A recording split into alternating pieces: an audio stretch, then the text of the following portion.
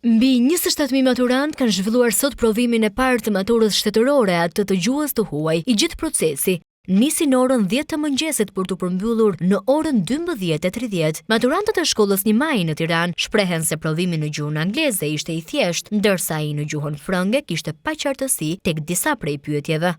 Ishim pak a shumë si modeli që ishte vënë. Nuk kishim as stres, ishim shumë të qetë sepse disa pyetje domethënë i dinim nga që i kemi praktikuar edhe në mësim me zyshen edhe.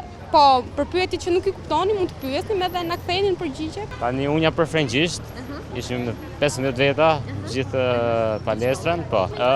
Mesatar, po.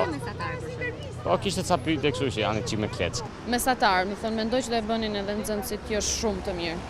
Ashtu siç ka ndodhur edhe vitet e kaluara, tezat e provimit u publikuan në rrjetet sociale vetëm 20 minuta pasi nisi zyrtarisht testimi. Pas kësaj, Ministria e Arsimit siguroi se procesi nuk cënohet dhe se provimi u zhvillua në kushte të plota sigurie dhe në transparencë të plot. Këtë vit, provimi të gjuhës të huaj u nështruan edhe nxënësit me aftësi ndryshe, për të cilët në rang vendi ishte përgatitur një tezë posaçme. Provimet përfshir gjuhën e huaj, gjuhën shqipe dhe letërsinë, matematikën dhe provimin me zgjedhje do të zhvillohen nga data 3 deri në 14 qershor.